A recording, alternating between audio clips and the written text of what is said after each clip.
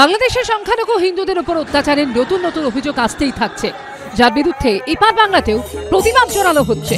রবিবার জেলায় জেলায় মিছিল ও সভা করে বিভিন্ন হিন্দু সংগঠন। নদিয়ার মায়াপুরের প্রথমে মিছিল ও পরে ইস্কন মন্দিরের মূল গেটের বাইরে সভা করে বঙ্গীয় হিন্দু জাগরণ মঞ্চ। পুরুলিয়ার রঘুনাথপুরে ভারত সেবাশ্রমের সামনে থেকে মিছিল শুরু করে হিন্দু জনজাগরণ মঞ্চ। ক্ষুদিরাম মোড়ে মিছিল শেষ হওয়ার পর সভাও হয়। সেখানে সামিল হয়েছিলেন ভারত সেবাশ্রমের মহারাজ ও ইস্কনের সন্ন্যাসীরাও। সন্ন্যাসী চিন্ময় কৃষ্ণ দাসের মুক্তির দাবি ও হিন্দুদের উপর আক্রমণের প্রতিবাদে উত্তর 24 পরগনার শ্যামনগরে বিক্ষোভ দেখান মতুয়ারা। হয় পথ অবরোধ।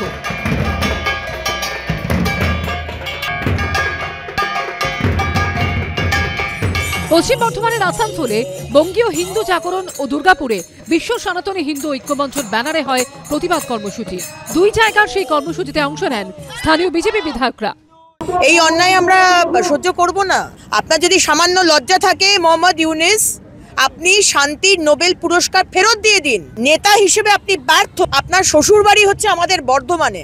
আজকে আপনার মৌলবাদী যারা জিহাদিরা যারা এই করছে এই অন্যায়, আপনি তাদের সাথে গলা মেলাচ্ছেন। যদি ভেবে থাকেন যে হিন্দুরা চুপচাপ বসে থাকবে, হিন্দুরা খুব নরম ধর্ম, যে যার অত্যাচার করবে, পা দুমড়ে চলে যাবে হিন্দুদের ওপরে, আর আমরা চুপ করে সহ্য করব, আর নয়। আন্তর্জাতিক এই ধরনের ডিসপিউটের পরিস্থিতিতে কেন্দ্রীয় সরকার যেটা করবে, রাজ্য সরকার তাকেই সমর্থন করবে। যে দিল্লির প্রায়োরিটি কোনটা, ওইটা থামানো নাকি ওটা ব্যবহার করে এখানকার বিজেপির রাজনৈতিক উদ্দেশ্যে কোনো আবেগকে প্ররোচনা দেয়া। বিরোধী দলনেতাকে বলবো, আপনি দিল্লি যান, বিজেপির নেতারা দিল্লি গিয়ে কেন্দ্রীয় সরকারকে ডেপুটেশন দিয়ে বোঝান। যা যা বীরত্ব দেখাবার দিল্লির দরবারে যান। আপনারা দিল্লি গিয়ে আপনাদের সরকারকে বলুন যে একটা কোনো কড়া ব্যবস্থা নিতে, যাতে বাংলাদেশ থেকে এই ধরনের খবরগুলো না আসে। শুধু ভারত নয়, প্রতিবাদ চলছে বিশ্বব্যাপী। কিন্তু ইউনুস সরকার কি সংখ্যালঘুদের নিরাপত্তা নিশ্চিত করবেন? কৌশিক গাতাই, মনোজ বন্দ্যোপাধ্যায় ও হংসরাজ সিংহ রিপোর্ট, এবিপি আনন্দ।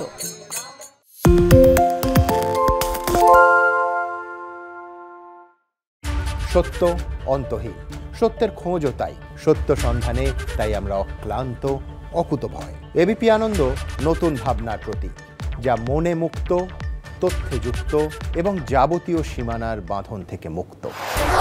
সীমা না শব্দটির মধ্যে লুকিয়ে আছে মানা শব্দটি, যেন চোখ রাঙানি এক অদৃশ্য ব্যানাজার, যা আটকে রাখে আমাদের এক ছোট্ট গণ্ডির মধ্যে।